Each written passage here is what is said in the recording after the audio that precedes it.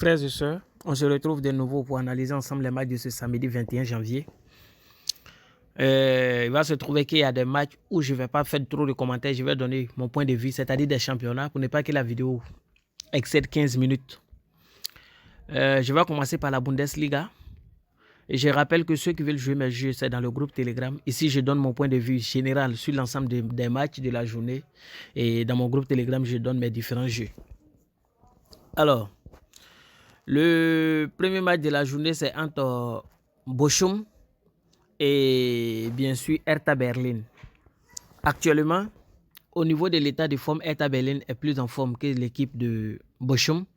Au niveau de l'effectif et de l'ancienneté en Bundesliga également, mais Bochum reste quand même sur 3 victoires successives à domicile. Et cette équipe de Hertha Berlin, c'est 3 défaites successives à l'extérieur. Bochum cherche à prendre des points pour sortir de la zone rouge, Hertha Berlin pour s'en éloigner. Donc c'est un match où vraiment les deux équipes vont se donner. Ils vont vraiment jouer avec le cœur. Quand vous regardez ici, vous allez voir simplement ce que j'ai dit. Voilà, sur les récentes sorties à domicile, vous allez voir que Bochum à domicile, vous les voyez, où ils sont, Bochum à domicile, en championnat bien sûr, voilà, en championnat au domicile, vous allez voir les 3 derniers matchs contre Hertha Francfort, Union et de Berlin et Mönchengladbach, c'est 3 victoires d'affilée. Les autres, c'était des matchs de préparation. Ils ont mal passé la saison de préparation. Alors que quand vous regardez cette équipe de Hertha Berlin, voilà, à domicile, les derniers matchs à domicile, c'était la catastrophe. À l'extérieur. À l'extérieur, c'était la catastrophe. Mais cette équipe-là, en match amical, pour la préparation, voilà, commence à se réveiller. Et je pense que les deux équipes-là sont assez armées pour trouver le chemin des filets. Les deux équipes marquent. Il y a Hertha Francfort qui joue face à Schalke 04. Ici, au niveau de l'état de forme, je vais dire c'est le jour et la nuit. Hertha Francfort est très en forme, que ce soit à domicile, que ce soit dans l'ensemble, que chaque 0-4. Au niveau de l'effectif également, et je pense qu'ils vont s'imposer simplement dans ce match sans grande difficulté. Entre Stuttgart et Mayence, et Mayence connaît une période très difficile, mais cette équipe-là a toujours de quoi à faire valoir. Et cette équipe peut surprendre à n'importe quel moment. Et Stuttgart, c'est vrai que les deux équipes, quand on se fie au classement, vous allez voir que les deux équipes, Stuttgart cherche à prendre des points pour sortir de la zone rouge et Mayence pour s'éloigner de l'avantage et de rentrer dans la première moitié du tableau. Et quand on regarde l'état de forme actuel des deux équipes, vous allez vous rendre compte que sur les 5 dernières sorties, voilà, les deux équipes, c'est pratiquement le même niveau de forme. Stuttgart a pris que 6 points, Mayence 4 points. Et à domicile, Stuttgart, à domicile, c'est 3 victoires d'affilée. Et quand on prend Mayence à l'extérieur, c'est voilà, beaucoup de défaites, 4 sur 5. Et je pense que ce match-là, ça va vraiment chauffer sur Mayence, même s'ils sont très expérimentés. Mais je pense que les deux vont finir par trouver le chemin des filets. Les deux équipes vont marquer dans ce match également. Union Berlin face à Hoffenheim.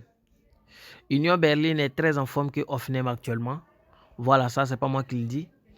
Quand vous regardez Union Berlin, ils ont mal fait, ils sont descendus. Ils cherchent à reprendre des points pour rentrer dans la zone qui va leur permettre de jouer la prochaine Ligue des Champions dans la mesure du possible. Hoffenheim cherche à avancer dans sa course. Hoffenheim a connu vraiment une saison, un début très bouleversant avant la trêve pour la Coupe du Monde. Au niveau de l'état de forme, Union de Berlin est en forme que eux, voilà, légèrement. Et ce qui est intéressant, c'est qu'à domicile, Union de Berlin fait fort. Voilà, ils font fort. Sur les 5 derniers matchs, ils n'ont perdu aucun. Et à l'extérieur, vous allez voir que Hoffenheim, c'est une seule victoire sur les 5 dernières sorties. En plus, Hoffenheim vient de vendre les joueurs le plus dynamique de l'année. Et je pense que c'est le déclin. Et pour moi, transférer ce joueur à Leeds, alors que vous êtes en difficulté, c'est vraiment se plonger davantage. Et je pense que Union Berlin peut venir à bout d'une équipe qui est très très en difficulté. Victoire de Union de Berlin. Wolfsburg, Freiburg. Freiburg, c'est une équipe qui est très forte. Wolfsburg également à domicile, ils font fort. Et les deux équipes-là, ils se connaissent bien. Ils se sont rencontrés plusieurs fois. Pas trop de commentaires dans ce match. Les deux équipes marquent. Voilà, au vu du niveau de chaque joueur. En plus que Wolfsburg joue à domicile. Voilà, Freiburg est très fort, surtout défensivement. Mais Wolfsburg va finir par trouver le chemin des filets. Werder de Brême face à Cologne. Cologne, cette année, c'est pas trop ça. Et Werder de Brême, voilà, Werder de Brême, ils sont super bien. Voilà, super bien. Quand on va regarder quelque chose ensemble, c'est tout à l'heure, état de forme. Voilà, regardez l'état de forme. Werder de Brême est assez bien par rapport à Cologne. À domicile, Cologne, vous voyez, à domicile, ils se défendent pas mal. Ils sont un peu bons à domicile. Et quand on regarde à l'extérieur, Werder de Brême aussi, c'est 2 défaites sur 5 rencontres. Voilà, pas mal. Et je pense que c'est la même chose. Hein. Les deux équipes vont venir à bout d'affilée à cause de leur ancienneté, non seulement, mais de l'état de forme de chaque attaque. Voilà, je pense que les deux aussi vont marquer dans ce match-là. Donc, voici un peu ce qu'il y a pour le championnat allemand. Je vais tomber sur le championnat espagnol. Dans ce championnat espagnol, le premier match c'est entre Real Sociedad et Vallecano. Real Vallecano. Et défensivement, Real Sociedad est très assise cette année, après Barça, bien sûr. C'est l'équipe qui encaisse le moins. Et ce qui est intéressant, c'est que cette équipe-là, c'est une équipe qui vraiment est bien classée et cherche à prendre des points d'avantage pour détrôner, pourquoi pas, Real Madrid, hein, de manière provisoire et poursuivre le Barça pour la première place. Et quant à Rayo Vallecano, cherche à prendre des points pour espérer rejoindre les places européennes. Mais je pense que ce match sera vraiment compliqué pour Rayo Vallecano, même s'ils sont à domicile. On va aller sur la victoire ou nul de Real Sociedad qui paraît un peu plus en forme. Real Betis, Espanyol de Barcelone. Espanyol de Barcelone, cette année, connaît vraiment des difficultés. Mais Real Betis est une équipe cette année qui est un peu perméable, qui encaisse beaucoup. C'est vrai qu'elle est très bien classée, mais vous allez voir que cette équipe l'encaisse pas mal. Et Espanyol de Barcelone est une équipe qui marque beaucoup. Voilà, ils ont marqué 21 buts déjà cette saison, donc ils ont une très belle attaque. Et je pense qu'ils peuvent venir à bout et trouver le filet au moins une fois devant cette équipe de Betis.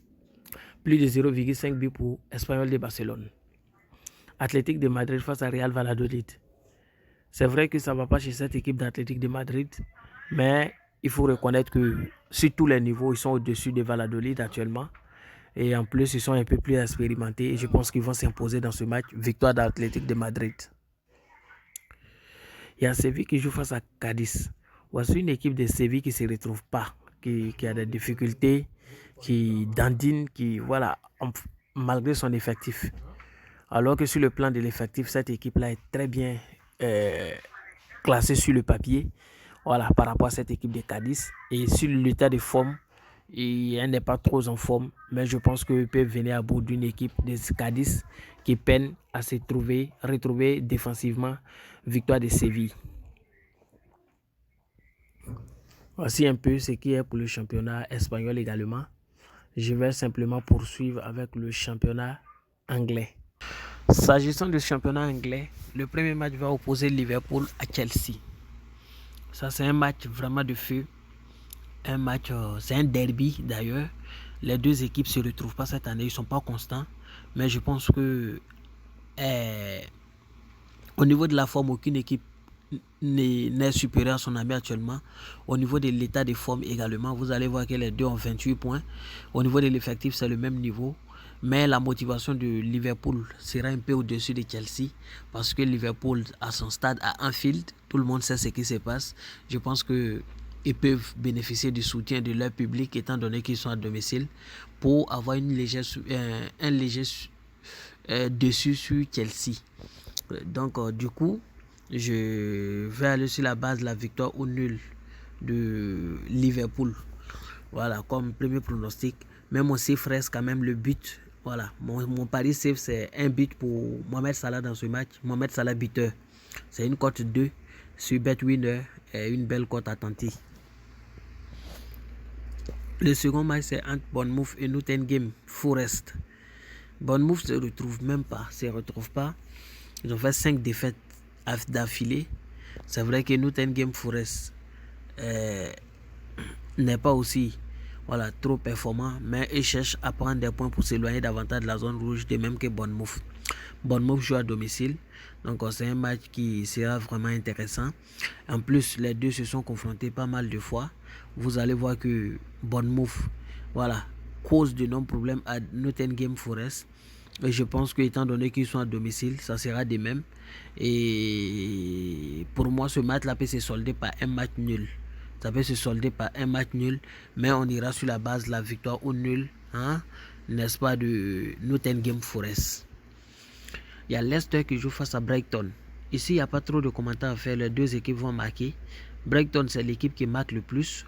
Quand il dit marque le plus, après les grands, bien sûr, tels que City et autres, cette équipe-là marque beaucoup. Vous allez voir qu'ils ont marqué 35 buts cette année. Ils ont marqué 35 buts déjà. C'est énorme, c'est énorme. Après City et Arsenal, c'est l'équipe qui marque le plus. Et ils ont beaucoup de buts, mais cette équipe encaisse également. Et quand on regarde l'équipe de Leicester qui a marqué 26 buts, qui a encaissé 33, je pense simplement que les deux équipes vont trouver le chemin des filets. Il y a Aston Villa qui joue face à Southampton. Ici, les deux équipes ont le même niveau d'expérience. Au niveau de l'état de forme, Aston Villa est très en forme que Southampton. Avec 25 points pris cette année, contre 15 pris pour Southampton, qui est dernier d'ailleurs. Je pense qu'Aston Villa a tous les rudiments pour s'imposer dans ce match. C'est vrai que nous sommes en Angleterre, mais quand on regarde l'état de forme, c'est le jour et la nuit. Et je pense que Aston Villa peut finir par s'imposer dans ce match. Mais on ira sur la base du fait qu'il aura victoire ou nul de Aston Villa et plus de 1,5 but dans le match. C'est une cote 1,70 sur BetWinner. Il y a West Ham qui joue face à Everton. Dans ce match également, j'ai vu les deux équipes trouver le chemin des filets, au vu de la forme de chaque équipe. Et je pense que dans ce match, il y aura moins de 3 buts. Pour moi, le match va se solder par 1-1 ou 0-0 carrément. Donc, je préfère qu'on parte sur la base de moins de 3,5 buts, moins de 2,5 buts. Et c'est un très bon pari avec une cote 1,70 sur BetWinner. Et enfin, il y a Crystal Palace qui joue face à Newcastle. Newcastle, c'est une équipe qui est très bien, surtout défensivement cette année. Et cette équipe-là, je pense que c'est l'une des meilleures équipes qui n'a encaissé que 11 buts. Cette année, c'est l'équipe qui encaisse le moins. Ils ont la meilleure défense actuellement en Angleterre. Ils ont marqué 33, donc ils ont une très bonne attaque. Crystal Palace, cette année, en attaque, ça ne va pas trop. Ils ont marqué que 18 alors qu'ils ont encaissé 27. Sur l'ensemble, Newcastle a un grand dessus sur Crystal Palace au niveau de l'état de forme et sur le papier aussi au niveau de l'effectif actuellement. Après les différents recrues. Mais je pense que Crystal Palace étant à domicile avec 3 matchs d'affilée sans victoire va s'arranger pour trouver le filet. Va s'arranger pour trouver au moins le filet. C'est pourquoi je vais aller sur la base des deux équipes vont marquer dans ce match comme pronostic safe simplement.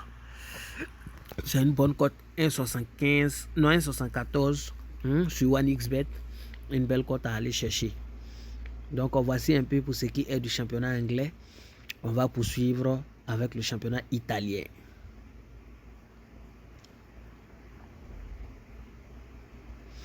Championnat italien. En Italie, nous aurons 3 matchs au cours de la journée. Le premier, c'est Hellas Vérone Lecce. Le second, c'est Salernitana Naples. Le troisième, c'est Torino Fiorentina. Je vais commencer à donner directement mon point de vue. J'ai déjà analysé en interne. Et je vous donne mon point de vue parce que la vidéo est déjà longue. Hellas Vérone Lecce. Ici, il faut savoir que actuellement, Hellas Vérone, c'est pas trop le top niveau, mais Lecce aussi, c'est pas une équipe aussi qui est très extraordinaire. C'est vrai que Lecce est hors de la zone de danger, mais Hellas Vérone doit forcément prendre des points dans ce match-là pour sortir de la zone rouge. Et je pense qu'à domicile, vu l'expérience de l'équipe, ils vont le faire. Pour moi, Hellas Vérone peut remporter ce match-là. Victoire de Hellas Vérone. Il y a Napoli qui joue face à Salernitana. Ici, il n'y a rien à dire. Victoire de Napoli simplement. J'en passe.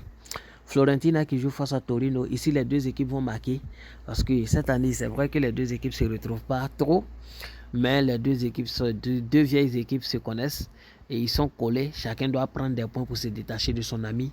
Donc c'est un match à motivation, un match où chacun va vouloir forcément remporter. C'est pourquoi les deux équipes vont finir par trouver le chemin des filets. Donc voici un peu mon point de vue sur le championnat italien. On avance. On avance, on tombe sur le championnat des Pays-Bas. Il y a Nîmes, James qui joue face à Emmen. Ici, c'est les deux équipes marquent simplement. Voilà, je ne vais plus trop commenter. Il y a Cambourg qui joue face à Sparta Rotterdam, victoire de Cambourg ou nul. Voilà, pour moi, ils sont plus expérimentés. Même si ça ne va pas trop chez les deux équipes, je pense qu'ils peuvent partir au moins avec le match nul à domicile. Il y a PSV qui joue face à Speed. PSV est en régression, en pleine régression, mais face à cette équipe, je pense qu'ils vont se retrouver sans état d'âme. Ils vont gagner le match. Voilà, c'est vitesse, vitesse BC. Et il y a Valvic qui joue face à Eagle. Ici également, j'ai vu les deux équipes trouver le chemin des filets au vu de la performance de chaque équipe actuellement. Et nous tombons maintenant en Turquie. Il y a Kasımpaşa qui joue face à Başakşehir. Ici, je suis allé sur la base des deux équipes MAC et victoire ou nul de Başakşehir. Donc, victoire ou nul de Başakşehir. Et les deux équipes vont trouver le chemin des filets. C'est le pronostic safe. Voilà, j'ai pris cette décision à cause de plusieurs faits. Vous allez voir que sur l'ensemble des matchs, il n'y a qu'un seul match où voilà, Kasımpaşa. Au Kasımpaşa n'a pas trouvé le chemin des filets. Hormis cela, les deux marques à chaque moment. Je pense que l'histoire va se répéter. Les deux marques et il y a plus de les deux marques et victoire ou nul de Başakşehir. Et le second match, c'est entre Galatasaray et Antalyaspor. Les deux, j'avais joué coupe la semaine. La fatigue dans les jambes de part et d'autre. Mais je pense que Galatasaray finira par s'imposer dans ce match. La victoire de Galatasaray. Je vais finir maintenant avec le championnat belge. Voilà, en Belgique. J'avais sauté, mais je reviens dessus rapidement. Il y a Zulte Waregem qui joue face à Westerlo. Ici, j'ai vu les deux équipes trouver le chemin des filets simplement. Et il y a Malines qui joue face à Kortrijk. Ici, j'ai vu la victoire de Malines. Et il y a Otsen qui joue face à Cercle Brugge, victoire de Cercle Brugge et victoire de Royal Union Saint-Gilloise face à Leuven simplement. Voici mon point de vue pour l'ensemble des matchs de la journée. Je rappelle que tous ceux qui veulent jouer mes jeux, vous êtes tenus de rentrer dans mon groupe Telegram. Je vais mettre mes coupons là-bas et mes pronostics vont porter notamment sur le match de Leicester Brighton, sur le match de Newcastle Crystal Palace. C'est sur ces matchs-là que je vais parier. Voilà, en pari individuel, je vous donne en même temps. Il y a Séville-Cadiz. Voilà, Séville-Cadiz. Et mon dernier pronostic va porter bien sûr sur le match qui oppose. Je pense que je vais donner un pronostic sur le match qui oppose Cologne à Werder de Brême. Voilà, Cologne à Werder de Brême. C'est comme ça que je vais fonctionner demain. Et Royal Union Saint-Gilloise et Leuven. Voilà. Ce que j'ai dit ici, si vous voulez vous tenir compte de ça pour faire vos pronostics, mais il peut y avoir des légères modifications dans mon groupe Telegram. Quand il y a des légères modifications, quand je pense que les deux équipes peuvent marquer et un va gagner, au lieu de donner ça, ou bien si je pense que les deux peuvent marquer, il va y avoir 3 buts dans le match, je peux donner les deux marques et une équipe gagne simplement. Voilà, c'est pourquoi je vous invite à rejoindre le groupe Telegram. Merci à vous et bien de choses à vos familles.